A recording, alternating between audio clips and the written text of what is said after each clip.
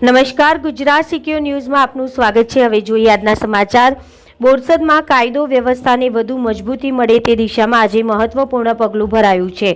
બોરસદ ખાતે નવી નાયબ પોલીસ અધિક્ષક વિભાગીય કચેરીનું રાજ્યના નાણાં, જેલ અને પોલીસ ગૃહ આવાસ વિભાગના મંત્રી કમલેશ પટેલના હસ્તે લોકાર્પણ કરવામાં આવ્યું છે। આ પ્રસંગે કેબિનેટ મંત્રી રમણભાઈ સોલંકી, સાંસદ મિતેશ પટેલ તેમજ જિલ્લા પોલીસ વડા જીજી જસાણી ઉપસ્થિત રહ્યા। બોરસદ શહેરમાં આજે નવી નાયબ પોલીસ અધિક્ષક વિભાગીય કચેરીનું ભવ્ય લોકાર્પણ કરવામાં આવ્યું। રાજ્ય સરકાર દ્વારા પોલીસ તંત્રને વધુ સશક્ત બનાવવા માટે આ નવી કચેરી શરૂ કરવામાં આવી છે। લોકાર્પણ બાદ બોરસદ નાયબ પોલીસ અધિક્ષક કચેરીના નવનિયુક્ત ડીવાયએસપી શ્રી એસપી કહારને વિધિવત રીતે ચાર્જ સોંપવામાં આવ્યો હતો અને આજથી કચેરી કાર્યરત બની છે।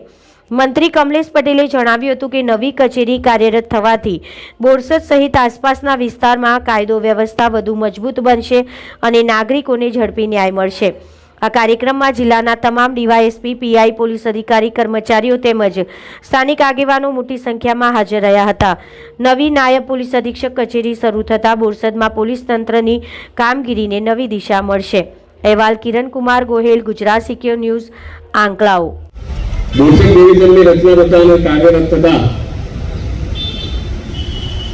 કાયદો ને વ્યવસ્થાની સ્થિતિ વધુ સારી રીતે જળવાઈ રહે, સેવા, સુરક્ષા અને શાંતિના મૂળ મંત્રને મજબૂતી આપવા માટે ગુજરાત સરકારના માનનીય મુખ્યમંત્રી ભૂપેન્દ્રભાઈ પટેલ સાહેબ, માનનીય નાયબ મુખ્યમંત્રી અને ગૃહ વિભાગના મંત્રી શ્રી હર્ષભાઈ સંઘવી સાહેબે નક્કી કર્યું છે કે જ્યાં સુધી નીચે સુધી પોલીસની સેવા પહોંચે એના અનુલક્ષીને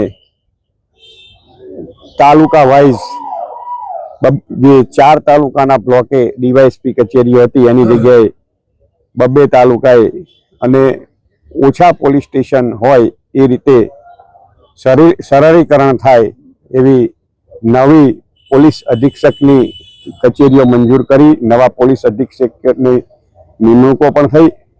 આજ રોજ એ જ નીતિ અંતર્ગત બોરસદ વર્ષો પછી આઝાદીમાં પછી પ્રથમ વખત બોરસદને નવી ડીવાયએસપી કચેરી મળી અને નવા ડીવાયએસપીની જગ્યા પણ ઉપલબ્ધ થઈ। તો આજે બોરસદ વિભાગના નવા પોલીસ અધિક્ષકની કચેરીના જે ડીવાયએસપીની નિમણૂક થઈ એના શુભારંભ પ્રસંગે અહીં ઉપસ્થિત રહેવાનો અવસર મળ્યો। મારી સાથે આદરણીય સાંસદ શ્રી મિતેશભાઈ પટેલ સાહેબ અને આદરણીય કેબિનેટ મંત્રી શ્રી રમણભાઈ સોલંકી, એસપી શ્રી તેમજ અન્ય પોલીસ અધિક્ષકો હાજર રહ્યા।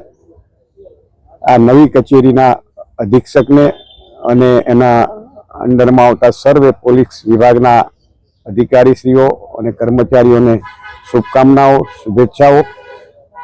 સેવા, સુરક્ષા અને શાંતિના મંત્રને આગળ વધારતા રહે એ જ અભ્યર્થના સાથે સબને ખૂબ ખૂબ અભિનંદન, શુભકામનાઓ।